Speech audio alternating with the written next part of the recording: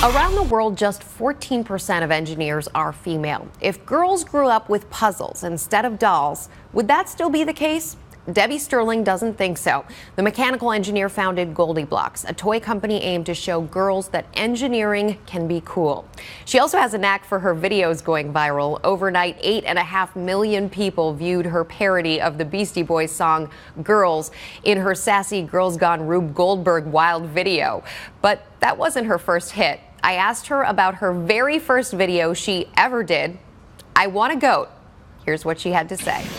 I spent about 7 months living in rural India doing volunteer work. It was this period in my life where I wanted to do something good for humanity. And while I was there, I found this amazing program. This woman from England actually would go every year and raise money from her friends at home and then go and buy goats for villagers. And I'd seen it firsthand how they transformed. And I thought, well, I could do this with my friends. I could get them all to donate $20 or so, and we could buy goats for villagers. My boyfriend at the time, Bo, had started his own video production company, and he was making all of these YouTube videos. And we thought, well, what if we had some fun with this and made a YouTube video of these villagers kind of rapping I Want a Goat. And we made the video, and we also made this website where you could donate a goat for $20, but then you could add accessories and bling it out with like Manolo Blahniks and Ugg boots and a mohawk for extra money. And we ended up raising over $30,000. Then you come up with tech toys for girls and educational toys for girls and create another video that goes viral. Girls, you think you know what we want, girls. So it's in your DNA to do these viral videos. Well, the thing is that when I had first came up with the idea for GoldieBlox, I just thought it was so obvious. One of those ideas that's so simple, how does it not exist?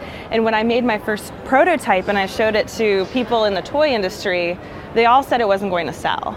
And the traditional way that normally a toy company starts is you make a minimum run, you sell it into the local toy stores, and you go from there. But I knew that wasn't going to work for me, and so that's when I decided to crowdfund it. What do you say to those people who said it wouldn't work? The people who said it wouldn't work, right after the campaign went live, started picking up the phone and calling and wanted to carry the toys. So now they're my partners, and every now and then I love to say I told you so.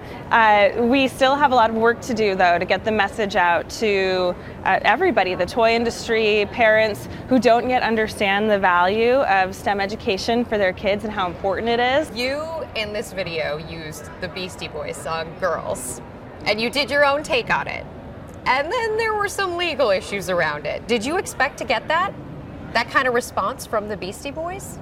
No, we made this video and we wanted to have fun with it, really. We were Beastie Boys fans ourselves and picked this song and we thought, let's do a spin on it, let's do a parody and turn it into a message of girl empowerment, and that would be a really creative, kind of edgy way to get the word out how cool engineering is, especially for girls. We didn't have a marketing budget, we weren't distributing this on national TV. We put up a YouTube video, and none of us really realized that overnight this video was going to get 8.5 million views and just explode and go viral. So it was a challenging time for me personally and You're the company. Simultaneously excited. We got 8+ million views, but you also have this potential legal action on the side that has to be totally stressing you out. We were very naive and really just wanted to send the message out, finding ways to make engineering cool and accessible to girls. Bottom line is, what we're all about. I think you got the message out even more. I really do. I think more people focused on the story because of the controversy than if there wasn't. So on some levels, it was a blessing in disguise. Well, we certainly weren't expecting it and certainly didn't want it, but, at the end of the day, we ended up settling and giving a donation to charities that promote STEM education for girls. So everyone won. Everybody won. You also got the ad on the Super Bowl. That's a pretty big deal. We beat out 15,000 small businesses, and I think the reason why we won is because we launched with this crowdfunding campaign, right? We were on Kickstarter and we had these 5,000 backers who, in a way now, are our biggest advocates, because if it weren't for them, we wouldn't exist. And so when we went out to ask for votes, we had these people who voted for us and told all of their friends and family to vote for us, and they did. How big of a deal was having your company featured in a Super Bowl ad? Did it change the business? Did you get millions upon millions of hits right away?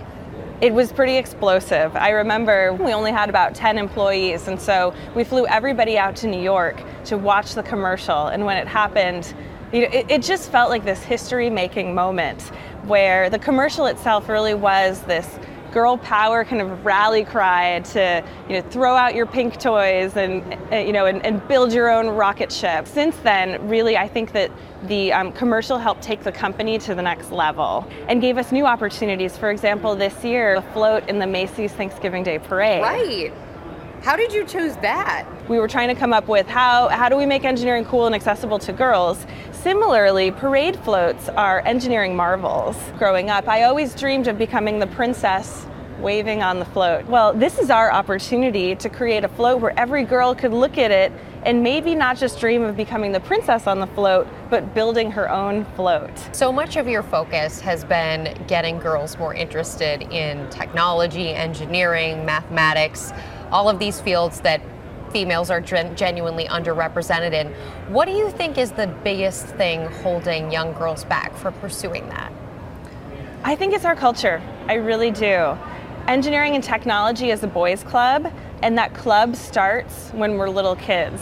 There are characters like Bob the Builder, Handy Manny, Sid the Science Guy, Jimmy Neutron. I mean, the list goes on and on. Engineering and science is for these boy geniuses.